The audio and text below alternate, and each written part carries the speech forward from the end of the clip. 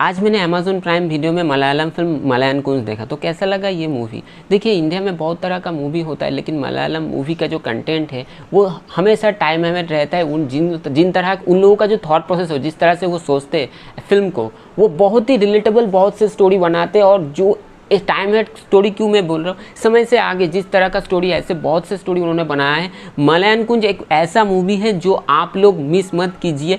ये एक ऐसा कंटेंट है जिसको देखने के बाद आपका मूवी के बारे में आपका जो नज़रिया है वो आप सोचने में मजबूर कर देगा। इस मूवी को देखने के बाद 7 दिन बाद भी आप सोचेंगे एक्चुअली ये मूवी बताया क्या, इसका इंटरप्रिटेशन क्या है, इसको देख के मुझे क्या समझ में आएगा। क्योंकि हर बार आप जब देखेंगे इस मूवी, आप अलग अलग चीज़ रियलाइज़ करेंगे और उसका जो इंटरप्रिटेशन है ऑल ओवर द मूवी उसका आपका बदलेगा। अगर इस मूवी के कहानी के बारे में बताया जाए तो बेसिकली ये कहानी है एक मैकेनिक के बारे में, इलेक्ट्रिक मैकेनिक, जो कि टीवी, उसके बाद आपका मोबाइल, कंप्यूटर, लैपटॉप ये सब रिपेयर करते हैं। एक गाँव में रहते हैं, उनका नाम है अनिल कुमार। वो अपने माँ के साथ रहते हैं। अपना उसका जो पिता है वो 2-3 साल पहले उनका सुसाइड किया था उसके बहन के शादी में। किस लिए वो सुसाइड किया था? क्योंकि उसका जो बहन है शादी के दिन भाग गया था, छोटे जात के एक लड़के के साथ उसने शादी किया था। तो गांव में इसको लेके बहुत प्रॉब्लम होगा, बहुत से ऐसे चीज़ें हैं, इसको लेके उन्होंने आत्महत्या कर ली।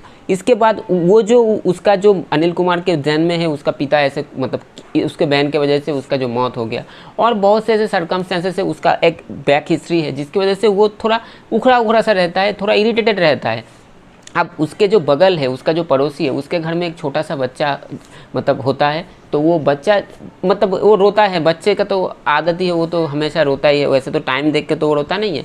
वो जब काम करता है तो काम करने के टाइम में वो बच्चा कंटिन्यू रोता है। इससे उसका जो कंसंट्रेशन है वो बिगड़ता है और वो इरिटेट होता है। और वो जब इरिटेट होता है वो टॉर्च लेके, उसके पास एक टॉर्च लेके, जिससे वो इरिटेट है तो उसके मुँह के ऊपर वो टॉर्च गिराता है। तो वही करना लगा। इसके पहले भी उसके घर के सामने जो रबर ट्री का जो प्लांटेशन था, वहाँ पे भी लोग आवाज़ कर रहे थे जब वो काम कर रहे थे। वो किया तभी वो टॉर्च दिया था। और एक कुत्ता था, जब वो भौंक रहा था तो उसको भी टॉर्च देके ये वो जब दांत दिखा रहा था, इरिटेट कर रहा था, उसको भी टॉर्च दिखा रहा था। उसके ऊपर मन मन बहुत गुस्सा आता था। तो इसके बाद एक दिन क्या हुआ कि वो जहाँ पे रहता था वहाँ पे एक रेड अलर्ट जारी होता है कि बहुत तेज़ बारिश होने वाला है। तो उसका जो पड़ोसी है उसको कहा, जिसका बच्चा था छोटा, उसका जो पड़ोसी था वो उनको कहा, अनिल कुमार जो फात फजील का कैरेक्टर है, उनको कहा कि तेज़ बारिश हो रहा है, चलो हम रिलीफ कैंप में जाके रहते। तो वो कहा मैं नहीं जाऊँगा। तो वो लोग प्रिपेयर्ड हो रहे थे, उसके नेक्स्ट दिन जो है वो लोग चल जाएंगे। लेकिन वही दिन रात को जब सोने वाले थे सबको, तो अचानक से लैंडस्लाइड होता है, ऊपर से सब कुछ गिर के एकदम सब पानी के नीचे चला जाता है। और उसका जो पड़ोसी है, उस पड़ोसी के छोटे बच्चे को अलावा कोई भी नहीं जिंदा रहता है, सब मर जाता है।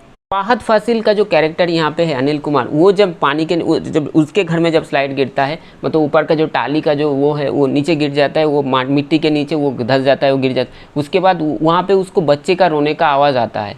तो उसके बाद वो बच्चे को मतलब बचाने के लिए क्या क्या करता है, पानी से वो मतलब वो जो नीचे वो मतलब वहाँ पे अटका हुआ था, वहाँ से क्या वो बाहर निकल पाते, बच्चे को क्या सेफली वो बाहर लेके आ पाते हैं, इस मूवी के थ्रू आप जान पाओगे।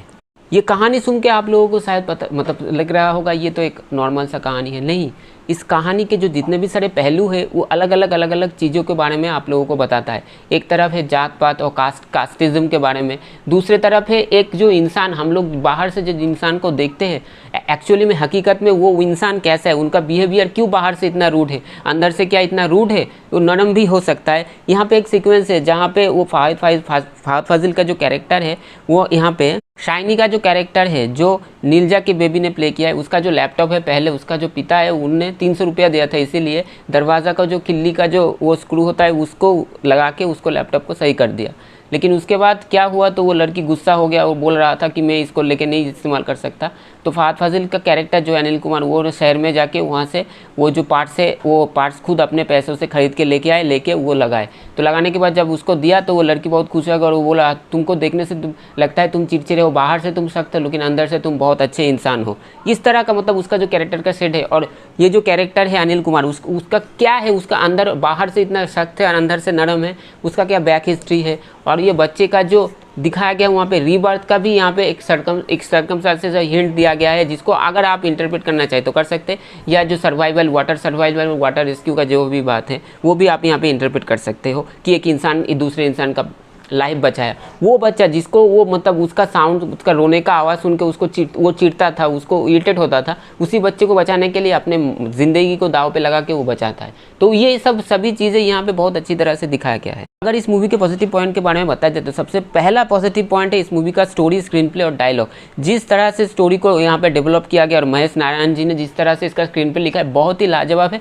आप जब देखेंगे, हर वो इंसान जो इस मूवी को देखेगा, हर इंसान का देखने का नज़रिया, देखने का ढंग और उसका जो सोचने का जो नज़रिया है अलग अलग होगा। क्योंकि हर इस मूवी का जो जितने भी सारे पहलू और एस्पेक्ट्स है, आप जब देखेंगे आप अलग अलग तरह से इंटरप्रेट करेंगे और हर इंसान का इंटरप्रेट करने का जो ढंग होता है वो अलग अलग होगा। सेकेंड जो इसका पॉजिटिव पॉइंट मुझे लगा, जो स्टोरी का जो ट्रीटमेंट है, किस तरह से स्टोरी मतलब दिखाया गया है, जिस तरह से स्टोरी को डेवलप किया है। फर्स्ट हाफ में एक तरह का चीज़ दिखाया और सेकेंड हाफ में जिस तरह से वो मतलब बिल्डअप लेता है, बहुत ही मतलब आप जब देखेंगे आप लोग समझ में आएगा कि ये मूवी कितना बढ़िया है। सेकेंड हाफ एकदम एक्सीलेंट है और इस मूवी का वो जो सर्वाइवल वाला पाला जो पार्ट है, वो पार्ट और जो इनर मीनिंग है उसका, वो बहुत ही आपको मतलब आपको मैं हिला के रख देगा, इतना अच्छा है। अंडर वाटर जो सीक्वेंसेस जितने सारे हैं, वहाँ पे फहद फाजिल का जो एक्टिंग है, बॉडी लैंग्वेज है, एक्सप्रेशन है, पूरा बेहतरीन है। इसके साथ साथ साउंड डिज़ाइनिंग, बीजीएम यहाँ पे दिया है ए रहमान जी ने और साउंड डिज़ाइनिंग किया है विष्णु गोविंद और श्री शंकर ने, उनका काम बहुत ही लाजवाब है। इसके साथ सिनेमाटोग्राफी, वो जो अंडर वाटर जो सीक्वेंसेस है, जिस तरह से यहाँ पे शूट किया गया है और उसके साथ साथ लाइटिंग का इस्तेमाल, ये टॉर्च का जो लाइट है, उस लाइट को लेके ये जो सिनेमाटोग्राफी किया, विजुअली आप जब देखेंगे वो आप फील कर पाओगे कि पानी के नीचे जब स्लाइड गिरता है उसके बाद वो जो सर्कमस्टेंसेस होता है वो आर्टिफिशियली यहाँ पे क्रिएट किया गया है। और जब आप देखेंगे विजुअली आपको आप यकीन नहीं करेंगे ये बेसिकली ओरिजिनल नहीं है, इसको आर्टिफिशियली क्रिएट किया गया है। वो बहुत ही बेहतरीन तरह से, बहुत स्मार्टली, बहुत ही अच्छी तरह से यहाँ पे किया गया है। और एक्टिंग फहद फाजिल का मैंने जैसे कहा, थ्रू आउट द फिल्म उनका जो एक्टिंग है बहुत ही बेहतरीन था। उनका ऐसा बहुत से मतलब सीक्वेंसेस है जहाँ पे वो कुछ डायलॉग नहीं बोले, थ्रू द मतलब उनका जो फेशियल एक्सप्रेशन है वो बहुत कुछ कह गया। ऐसे बहुत से सर्कमस्टेंसेस है, वो बच्चे को देख के उनका जो रोना है, वो जो सीक्वेंसेस है वो, उसके बाद और भी ऐसे बहुत से सीक्वेंस है जहाँ पे फहद फाजिल का एक्टिंग में, एक को छोड़ के नहीं, ऐसे बहुत से अनगिनत ऐसे सीक्वेंस है जहाँ पे उनका एक्टिंग जो है ब्रिलियंट था।